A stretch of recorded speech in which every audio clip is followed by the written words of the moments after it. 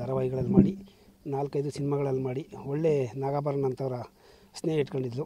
ತುಂಬ ಸ್ನೇಹಿತರಾಗಿದ್ದರು ಎಲ್ಲರ ಜೊತೆಲೂ. ಇಲ್ಲಿ ಬಂದ ಕೂಡ ನಮ್ಮ ಮನೆಗೂ ಬಂದು ಈ ಒಂದು 3-4 ತಿಂಗಳ ಹಿಂದೆ ಬಂದು ಅರ್ಶಿನ ಕುಂಕುಮ ತಗೊಂಡೋಗಿದ್ಲು. ತುಂಬ ಆತ್ಮೀಯವಾಗಿದ್ಲು.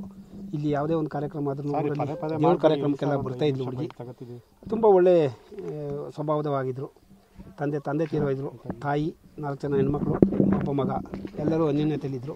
ಸಾವಿಗೆ ನಿಖರ ಕಾರಣ ನಮಗೆ ಗೊತ್ತಿಲ್ಲ. ಊರಿಗೆ ನಿಮ್ಮ ಮಾಧ್ಯಮ ಮುಖಾಂತರ ನೋಡಿದ ಮೇಲೆ ಮತ್ತು ಅವ್ರ ತಾಯಿ ಫೋನ್ ಮಾಡಿ ಕೇಳ್ಕೊಂಡ್ವಿ, ಹೈದರಾಬಾದಿಗೆ ಹೋಗ್ತಾ ಇದ್ವಿ, ನಮಗೆ ಇನ್ನೇನು ಗೊತ್ತಿಲ್ಲ ಅಂತ ಹೇಳಿದರು. ಹಾಗಾಗಿ ಅವ್ರು ಬಂದ ಮೇಲೆ ವಿಚಾರ ನಾವು ತಿಳ್ಕೊಂಡಿದ್ವಿ. ಇವಾಗ ಸ್ವಗ್ರಾಮದಲ್ಲೇ ಅವ್ರು ಹುಟ್ಟಿದ ಮನೆಯಲ್ಲೇ ಈಗ ಕಾರ್ಯಕ್ರಮ ಮುಗಿಸ್ತಾ ಇದ್ದಾರೆ. ಇವಾಗ ಸರ್, ಈಗ ಈ ಎತ್ತಕ್ಕೆ ಬೆಳೆದಿದ್ದು ಮನೆನೂ ಅವರೇ ಕಟ್ಟಿಸಿದ್ರು. ಮನೆ ತುಂಬ ಹೋರಾಟ ಮಾಡಿದ್ರು ಹುಡುಗಿರು. ಇವಳದು ಹೆಚ್ಚಿನ ಪಾಲಿತ್ತು ಅದರಲ್ಲಿ. ಈ ಮನೆ ಕಟ್ಟಬೇಕಾದ್ರೆ ತಂದೆನೂ ಆಕಸ್ಮಿಕವಾಗಿ ಹಾರ್ಟ್ ಅಟ್ಯಾಕ್ ಆಗ್ತಿರೋದು. ಈ ಮನೆ ಗೃಹಪ್ರವೇಶ ಆಗಿತ್ತಿಲ್ಲ ಇನ್ನೂ.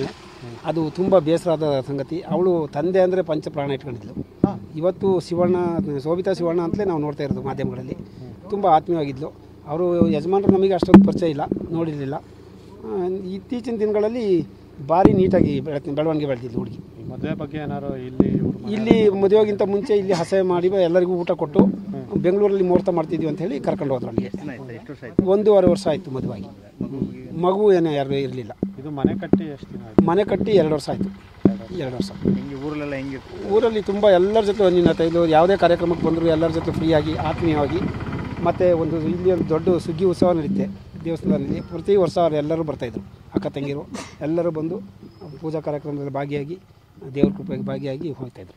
ಇನ್ನೂ 10 ಸಿನಿಮಾಗಳು ಮಾಡಬೇಕಾಗಿತ್ತು. ಅವಳು ಎತ್ತರ ಮಟ್ಟಕ್ಕೆ ಬೆಳಕವಾಗಿತ್ತು. ಕಾರಣಾಂತರ ಏನೂ ಗೊತ್ತಿಲ್ಲ. ಅವರ ಕುಟುಂಬದೊಳಗಡೆ ಏನು ನಡೀತು, ಅವರ ಗಂಡ ಮತ್ತು ಅವಳಿಗೆ ಗೊತ್ತು. ಪರಮಾತ್ಮ ಅವಳಿಗೆ ಈಗ ತೀರೋದ್ರಿಂದ ಅವಳ ಆತ್ಮಕ್ಕೆ ಶಾಂತಿ ಕೊಡಲಿ ಅಂತ ನಾವು ಬಯಸ್ತೀವಿ. ಅವಳು ಎತ್ತರ ಮಟ್ಟಕ್ಕೆ ಬೆಳಿಬೇಕಾಗಿತ್ತು. ಎಷ್ಟು ಎತ್ತರಕ್ಕೆ ಬೆಳೆದಿದ್ರು ತೀರ್ದು. ಯಾಕೆಂದರೆ ಈಗ ಧಾರಾವಾಹಿಗಳಲ್ಲಿ ಬೆಳೆದಿದ್ದು ಮತ್ತು ಒಳ್ಳೊಳ್ಳೆ ಡೈರೆಕ್ಟರ್ಗಳು ಸ್ನೇಹಿತರು ತುಂಬ ಆತ್ಮೀಯವಾಗಿ ಇಟ್ಕೊಂಡಿದ್ಲು. ಮತ್ತು ಫಿಲಮಲ್ಲಿ ಯಾಕೆ ಮಾಡೋದು ಅಂದರೆ ಈ ಒಂದು ಕುಗ್ರಾಮದಲ್ಲಿ ಬೆಳೆದು ಅಲ್ಲೆಲ್ಲ ಆ ಮಟ್ಟದಲ್ಲಿ ಹೋಗಿ ಬೆಳಿಬೇಕು ಅಂದರೆ ಅಷ್ಟು ಸುಲಭದ ಮಾತಲ್ಲ. ಎಲ್ಲರದ್ದು ಶ್ರಮ ಇತ್ತು. ಅವರ ತಂದೆ ತಾಯಿನೂ ಅವರಿಗೆ ಪ್ರೋತ್ಸಾಹ ಕೊಟ್ಟಿದ್ದರು. ಅದೇ ಥರ ಅವರ ಅಕ್ಕ ತಂಗಿರು ಪ್ರೋತ್ಸಾಹ ಕೊಟ್ಟಿದ್ದರು.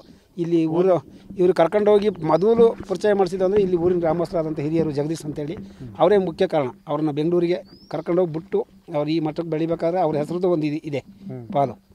ಆ ಮಟ್ಟದಲ್ಲಿ ಬೆಳೆದು ಇದ್ರು. ಸುದರ್ಶನ್ ಅಂತೇಳಿ. ದುರಂತ ಅಂತ್ಯ ಆಗಿದೆ, ಹೇಳಿ ಏನಂತ. ನಮಗೂ ಗ್ರಾಮದಲ್ಲೇ ಬೆಳೆದ್ವಿ, ಚಿಕ್ಕದಿಂದ ಒಟ್ಟಿಗೆ ಬೆಳೆದ್ವಿ. ಅವರು ತದನಂತರ ಅವರು ಎಜುಕೇಷನ್ ಎಲ್ಲ ಮುಗಿಸಿದ ಮೇಲೆ ಬೆಂಗಳೂರಿಗೆ ಹೋದರು. ಅದಾದಮೇಲೆ ಅವ್ರ ಕಾಂಟ್ಯಾಕ್ಟ್ ಸ್ವಲ್ಪ ಕಡಿತ ಆಗಿತ್ತು. ಅದಾದಮೇಲೆ ಬಂದು ಹೋದಾಗೆಲ್ಲ ಚೆನ್ನಾಗಿದ್ದರು. ತುಂಬ ಅಚೀವ್ಮೆಂಟ್ ಮಾಡಿದ್ದಾರೆ, ಸಾಧನೆಗಳು ಮಾಡಿದ್ದಾರೆ.